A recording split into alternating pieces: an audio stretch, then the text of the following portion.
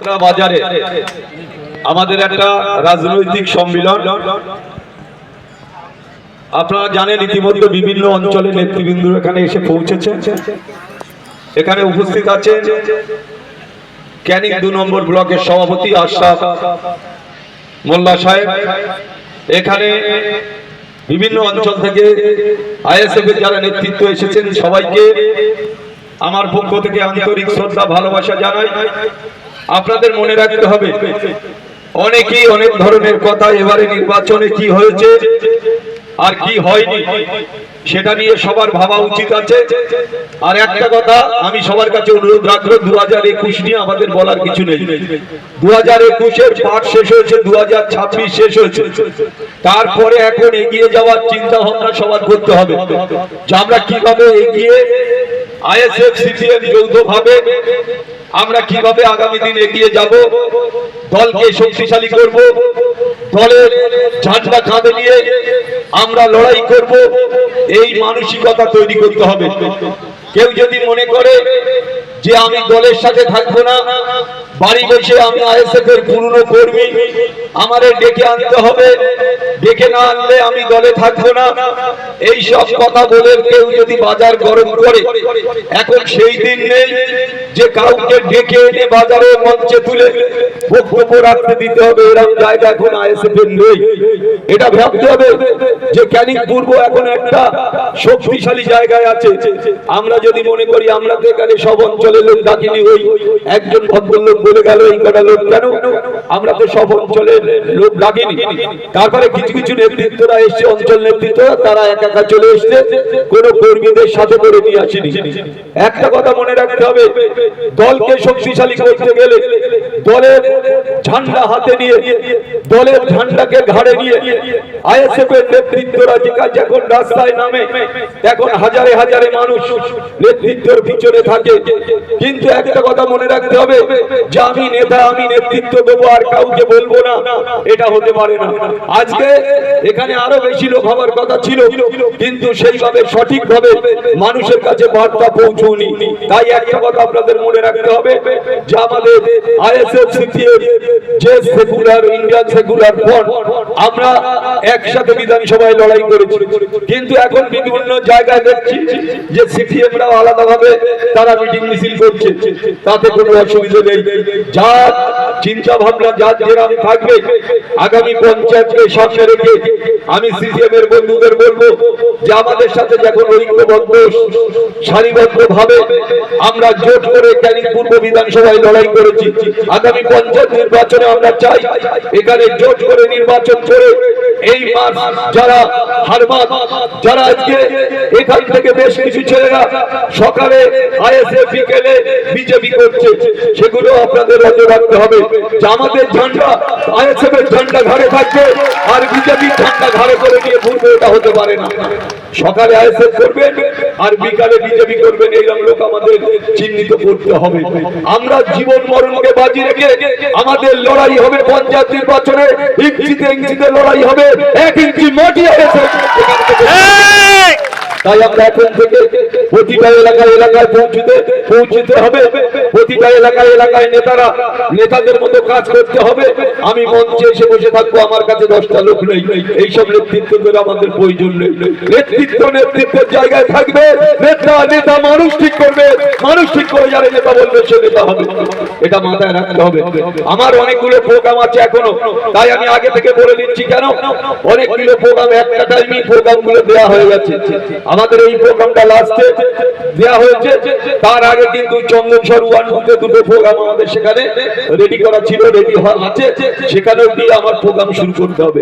কিন্তু আপনাদের একটা কথা বলি, নেতার মতন জায়গায় আমাদের বিগত মিটিংয়ে এখানে একটা বিশাল গন্ডগোল হয়, এখানে মারপিট হয়, বাড়ি ভাঙচুর হয়েছে, অনেক কিছু ঘটেছে।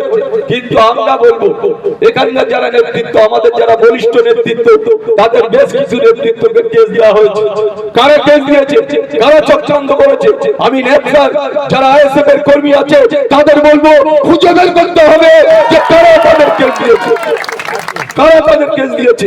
আমরা কিন্তু আমি এই বিধানসভা নির্বাচনে আপনারা জানেন আমার 14টা বিধানসভা নির্বাচনে 14টা কেস আমাকে দেয়া হয়েছে, সমস্তটা নন বেলেবল সেকশন, বেল হওয়ার কোনো জায়গা নেই। সেই কেস আমি গত কয়েকদিন আগে একসাথে 8টা কেসের জামিন দিয়েছি। এখানে তো আমরা মারপিট করতে আসেনি, এখানে তো কারুর বাড়ি বোম মারতে আসেনি। বিজেপির যিনি নবনির্বাচিত নেতৃত্ব তিনি বলছেন আরাবুলের নেতৃত্বে, আরাবুল সাথে থেকে 1টা 15 আমার বাড়িতে বোম মেরেছে। আরাবুলি খেয়ে কাজ নেই, তানার বাড়িতে 1টা 15 বোম মারতে এসেছে আরাবুল ইসলাম। এগুলো জবাব দিতে হবে, রাস্তায় নেমে প্রতিবাদ করতে হবে যে কারা বিজেপি দ্বারা নিজের বাড়ি বোম মেরে নিজেরা একই শওকত মোল্লার পরিকল্পনা চালানো হচ্ছে। ক্যানিং এ শওকত মোল্লার জায়গা এরকম। আপনারা দেখেছেন নির্বাচনের 15 দিন আগে শওকত মোল্লা পোলের আটখানায় একটা বৈঠক করতে গিয়েছিল, জায়েসেফের কর্মীদের কিভাবে অ্যারেস্ট করা যায়। ফেরার পথে ওনার সাথে 14খানা গাড়ি আছে, 4খানা পুলিশের গাড়ি, আর যেসব হারমাত নেতা তোলাবাদ নেতা তাদের মিলিয়ে 14খানা গাড়ি। তার সামনে বোম মারছে নাকি আইএসএফ এর কর্মীরা। সেদিন তিনি কেঁদে কেঁদে বলেছিলেন যে আমাকে আক্রমণ করা হচ্ছে, আমাকে মেরে দেওয়ার ষড়যন্ত্র করা হচ্ছে। পুলিশ ইনভলভ ছিল, শওকত মোল্লার নিচের লোকেরা বোম মেরেছে।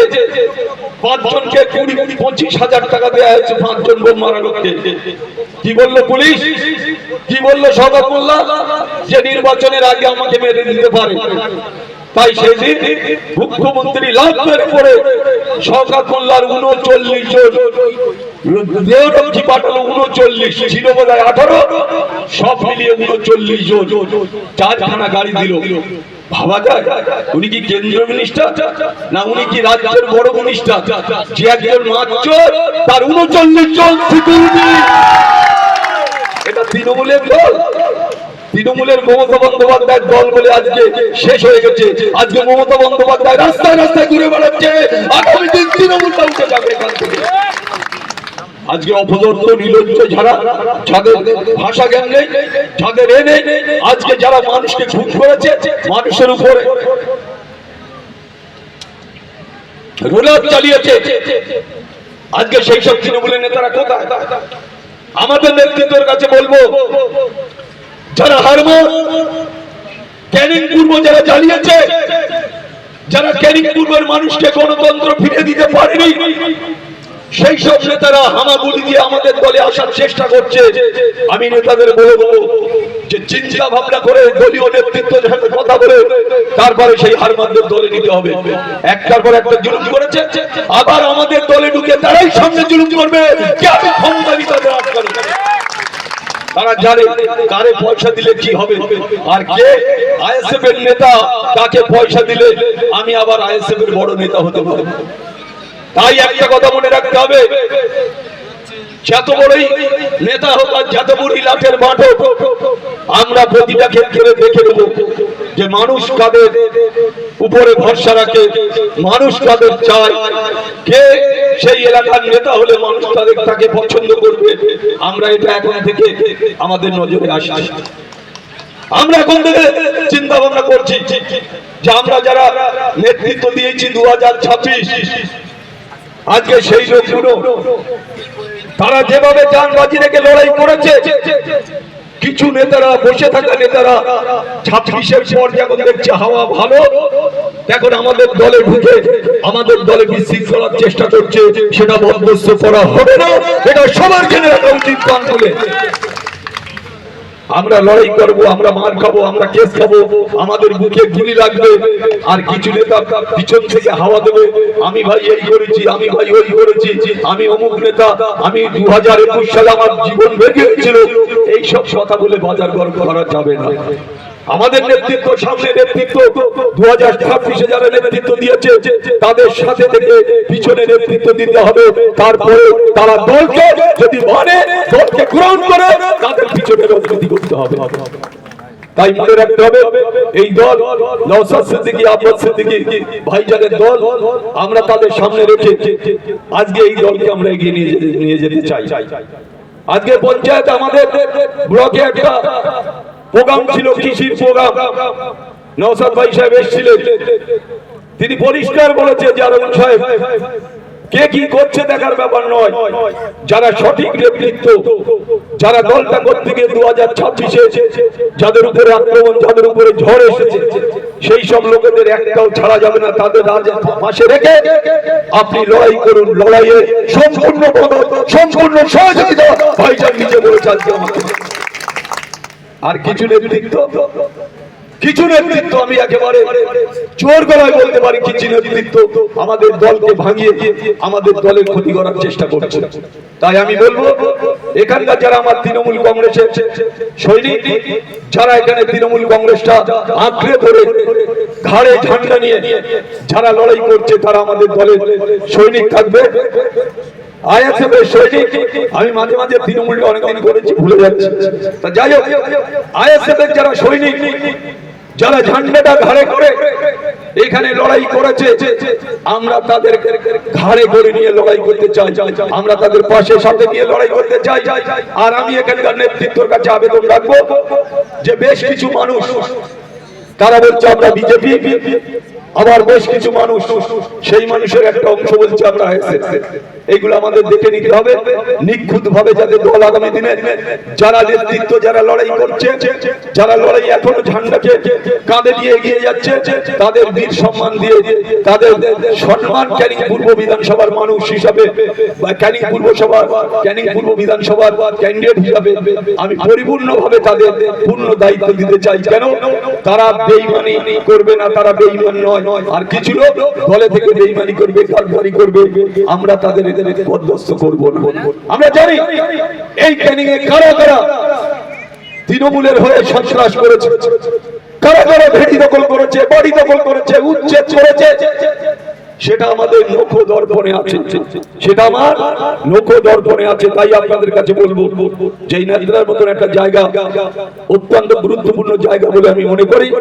তাই আপনাদের কাছে, সবার কাছে আমার আবেদন থাকবে, আমাদের অল নেতৃত্বের কাছে আবেদন থাকবে, আগামী দিনে লড়াই করতে গেলে লড়াইয়ের মতো লড়াই করতে হবে। যে যাই বলুন, আমি পিছিয়ে থাকা ছেলে নয়, আমি মার খেতে রাজি আছি, আমি মার খেতেও পারি, আমি মারতেও পারি, এটা সবাইকে জেনে রাখতে হবে। জারাবুল মার খেতে পারে কিন্তু মারতেও পারে। আমি কাউকে রেহাত করি না, কাউকে আমি কোনোভাবে আমি কাউকে জোর করে আমার দলের কর্মীদের উপরে আক্রমণ করবে 1 ইঞ্চি মাটি আরাবুল ইসলাম ছাড়বে না, আমাদের কর্মীরা ছাড়বে না। লড়াই হবে, লড়াই জারি থাকবে, এটা মাথায় রাখতে হবে।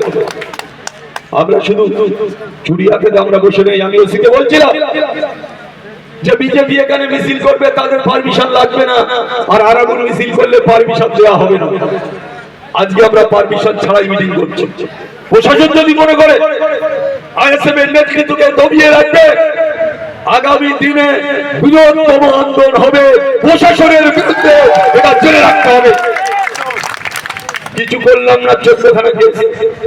কোথায় এখন তৃণমূলের নেতাদের মারা হয়েছে, কোথায় হারমাদদের মারা হয়েছে, কোথায় কি করা হয়েছে, পুলিশ জানলো না, শুনলো না, নেতৃত্বদের নামে একটার পর একটা কেস।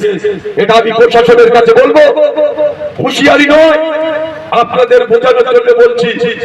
আমরা মার খাবো, আমরা কেস খাবো, সেই দিন ক্যানিং এ নেই। আমরা কেস খেলে অন্যরাও কেস খাবে, সে ব্যবস্থা আমরা করবো। আমরা মার খাচ্ছি বলে আমরা কিছু বলছি না, আমাদের কেস হচ্ছে, আর যারা মারছে তাদের কেস হচ্ছে না। তাহলে মেরে আমাদের নেতৃত্বরা কেস খাবে, প্রয়োজন হলে আমরা রাস্তায় নেমে প্রতিবাদ করবো।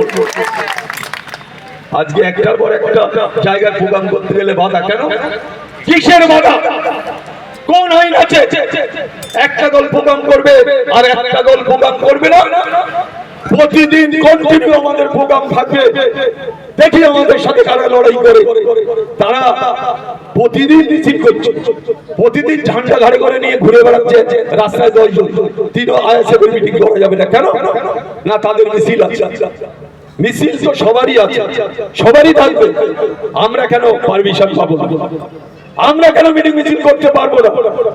এটা প্রশাসনের কাছে আমার আবেদন থাকবে যে আপনারা সব বিষয়টা আপনারা দেখে দেবেন। আমরা কিন্তু আমরা প্রশাসনকে 100 বার জানাবো। প্রশাসন আমাদের না পারমিশন দিতে পারে, কিন্তু প্রশাসনের ভাবতে হবে যে তারা যদি প্রোগ্রাম করে প্রশাসনও আটকাতে পারবে না, কিন্তু প্রশাসনের মতামত, প্রশাসনের দৃষ্টি আকর্ষণ যখন আমরা করছি, তাহলে তাদের বোঝা উচিত যে পারমিশন দিলে কোনো অসুবিধা নেই। মনে করছে ছেলেরা যেখানে সেখানে আক্রমণ করবে, হতে পারে? আমাদের ছেলেরা শৃঙ্খলা পরায়ণ ছেলে, আমাদের যারা দলের কর্মী শৃঙ্খলা পরায়ণ, তারা দলের নির্দেশ আদেশ বেশি মেনে আজকে ক্যানিং পূর্বে চলছে।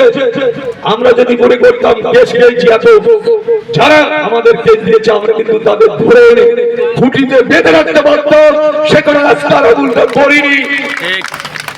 কি কারণে 14-15টা করে আইএসএফ এর কর্মীদের কেস খাবে, কেস দেবে? মুড়ি মুড়কি হচ্ছে নাকি না মজারে বললো কেনা? সবাইকে আমি অনুরোধ করবো যে এই ধরনের কাজে আপনারা বিরত থাকবেন, বিরত।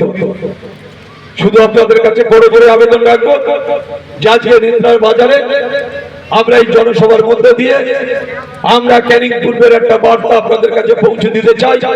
আগামী দিন প্রতিদিন ধরে আমাদের কর্মসূচি থাকবে, আমরা রাস্তায় থাকবো।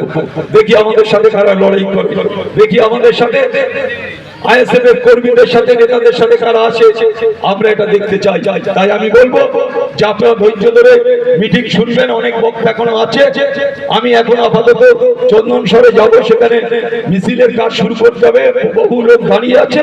তাই আপনাদের কাছ থেকে আমি পারমিশন নিয়ে, আপনাদের কাছ থেকে আমি আবেদন জানিয়ে আমি আজকেকার এই মিটিং এ আমি বক্তব্য রেখে আপনাদের কাছে একটা কথা বলে যাব যে আপনারা কোন রকম ভাবে অশান্তি করবেন না। আর যদি কেউ ভয় পাবে অশান্তি করার চেষ্টা করে, সে ব্যাপারে আপনারা কেউ ছাড়বেন না। সে তারা যদি আমাদের উপর আক্রমণ করে, আমরা পাল্টা আক্রমণ করতে বাধ্য থাকবো, এটা সবাই জেনে রাখতে হবে। আমরা এখানে ভেসে আসিনি, ক্যানিং পূর্বের মানুষ ভেসে আসেনি। ক্যানিং পূর্ব একটা সেকশন যা করবে তাই। এতদিন তো দালালি করেছো বাবা, এতদিন তো তৃণমূলের দালালি করেছো, হারমাদের দালালি করেছো, হারমাদ নেতাদের থানায় বসে আইএসএফ এর কর্মীদের কেস দিয়েছো। আর হারমাদগিরি ক্যানিং এ চলবে না, এটা মাথায় রাখতে হবে। হারমাদগিরি আইএসএফ এর কর্মীরা মানবে না, এটা মাথায় রাখতে হবে। তাই আপনাদের কাছে বলবো যে আপনারা মাথা ঠান্ডা করে ধৈর্য ধরে আইএসএফ এর এই সংগঠনকে শক্তিশালী করার স্বার্থে আমি ন্যাপলার সমস্ত দলীয় কর্মী, দলীয় নেতৃত্ব, মা ভাই বোনদের কাছে আমার আবেদন থাকবে যে আগামী দিন আপনারা ঐক্যবদ্ধ ভাবে এই ন্যাপলার মাটিতে আপনারা সবাই একসাথে কাঁধে কাঁধ মিলিয়ে আপনারা লড়াই করুন। আইএসএফ এর নেতৃত্বরা আপনাদের সাথে আছে, থাকবে। কেসের ব্যাপারটা আমি দেখেছি, এখানে বহুদিন আইএসএফ এর কর্মীরা তারা তাদের কেস দেওয়া হয়েছে। আমরা সেটা নিয়ে থানায় পরবর্তীতে বসে আমরা ঠিক করবো যে কেন, কি কারণে আমাদের ছেলেদের কেস দেওয়া হচ্ছে। আমরা নিশ্চয়ই ওসির সাথে বলবো, আমরা উদ্বোধন কর্তৃপক্ষের সাথে বলবো। কাল সিআই সাহেব ছিল, কাল এসপি সাহেব এসেছিল, আমরা ওই জন্য আমরা এসপি বাড়িগুলোর সাথে কথা বলবো। আমাদের মিথ্যে ভাবে যদি আমাদের ছেলেদের কোনোভাবে কেসে জড়ানোর চেষ্টা হয়, আমি নিশ্চয়ই কথা দিচ্ছি আমরা দরকার হলে এসপি পর্যন্ত যাবো। তারপরে না হলে থানা ঘেরাও করে থানার সামনে বসে থাকবো, দেখি আমাদের কত ছেলেরা অ্যারেস্ট করতে পারে, এটা আমরা দেখে নেব। তাই আপনাদের সবাইকে আন্তরিক শ্রদ্ধা, ভালোবাসা, অভিনন্দন, শুভেচ্ছা। ভালো থাকুন, সুস্থ থাকুন, মাথা ঠান্ডা করে থাকুন। আমরা আগামী দিনে লড়াই আমাদের হবে, লড়াই আমরা করব।